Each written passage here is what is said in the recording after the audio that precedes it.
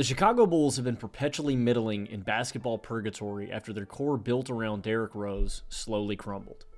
They attempted a mini rebuild with Jimmy Butler, Rajon Rondo, and D. Wade that materialized into nothing, and after a few seasons in the cellar of the East, Chicago decided to accelerate their timeline to win now and went all in on a core consisting of DeMar DeRozan, Zach LaVine, Nikola Vucevic, and Lonzo Ball, dealing away young players they'd earned through the draft like Lauri Markkanen and Wendell Carter Jr. But it ultimately left them right in the middle, just on the outside of real contention with a good roster, but without any real young foundational assets or true building blocks to build around. But over the past 2 seasons, Coby White has slowly blossomed into that very building block, the player Chicago anticipated Coby could become when they drafted him with the 7th pick in the 2019 draft. Now to the draft, I expected Coby to be a good scorer, but nothing more. A really special 6-man kind of mold. And after a promising first 2 seasons of averaging 13 and 15 points per game, Coby's production and playing time cratered to just 23 minutes per game and under 10 points per game last season. But this year, he has upped his scoring by nearly 10 points per game, and he's exceeded all of my expectations and truly grown into a complete offensive player. This year, Coby is averaging 19 points, 5 rebounds, and 5 assists on 46, 39, 82 splits. And we can start with Coby's perimeter game. Coby's an elite shooter from behind the arc. This season, he's shooting 39.2% on 7 3-pointers per game. He's shooting 38.9% on 5 catch-and-shoot 3-pointers per game. And Coby can shoot with insane distance. He's shooting 43% on 3s within 24 feet, 38% on 3s between 25 and 29 feet, and 44% on 3s between 30 and 35 feet. Granted, it's a small sample size, 4 of 9. But he's also a deadly pull-up jump shooter from behind the arc and in the mid-range. He's shooting 39% on pull-up 3s, 42% on all pull-ups, 42% out of the mid-range, and an absurd 56% on shots between 10 and 14 feet. And Coby is exceptional at weaponizing his shooting to get into the lane. He's shown real growth as a downfield attacker, and he's a crafty at-rim finisher. He's averaging 7 points inside the paint this season, and he's doubled his points in the paint per game over the past 2 years. This year, he's shooting 61% inside 5 feet on 4 field goal attempts per game. This is also made possible by his filthy handle. Coby has phenomenal change in pace. He's got a super deceptive hesitation and a hang dribble. Take this possession versus the Bucks. He's in a pick and roll versus Brook Lopez. He gives him a nasty hesitation. Brook flips his hips. He blows right by him and gives the pillowy, soft finish. He can just freeze defenders with his change of pace. And he's got great burst to explode past guys after he's frozen them. He's a slithery operator in the lane. He's good in tight spaces and doesn't need a ton of space to get to the rack. He's also just really deceptive and knows when to attack. He's really good at setting up with jab steps and pump fakes.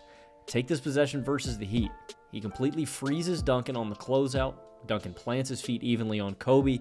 He drives inside, draws in a weak side corner and the center, and he kicks it to DeMar, creates that advantage, and relocates back outside to bang a 3. But where I've really been most impressed with Coby this season is his development as an actual point guard. He's so much better at reading the floor and reacting to the defense. He's extremely unselfish and always consciously reading his man on the floor. He keeps his head up and is looking to playmate. Take this other possession against the Heat. They kick it to Coby at the top of the key. He gives a pump fake, drives, and dumps off right to the dunker spot. He's a legitimately good decision maker and playmaker. Like I said, he keeps his head up and is always trying to manipulate defenses. Take this possession versus the Bucks. He's in a pick and roll with Vucevic, kicks to the corner to DeMar.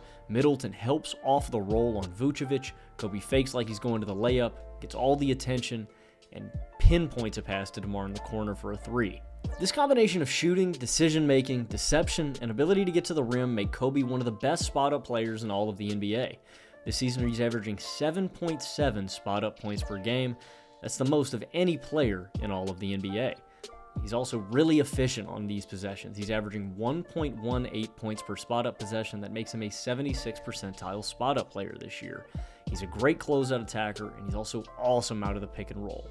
He's super comfortable, he's poised with the ball in his hands, and he never feels sped up or rushed. He's truly dictating when he has the ball in his hands. Coby's growth as a scorer, combined with his continued development as a shooter and his huge playmaking leap, have made him just a winning offensive player. Simply put, playing Coby White leads to great offense. Per Cleaning the Glass, this season the Bulls are 8.7 points per 100 possessions better offensively with Coby on the floor than without. The Bulls have an offensive rating of 116.3 with Coby, equivalent to a league average offense, 15th in the league, and a 107.6 offensive rating without Coby, equivalent to the worst offense in all of basketball. He just generates a really high shot quality for himself and his teammates. The Bulls' effective field goal percentage is 6.4% higher with Coby White on the floor than without him.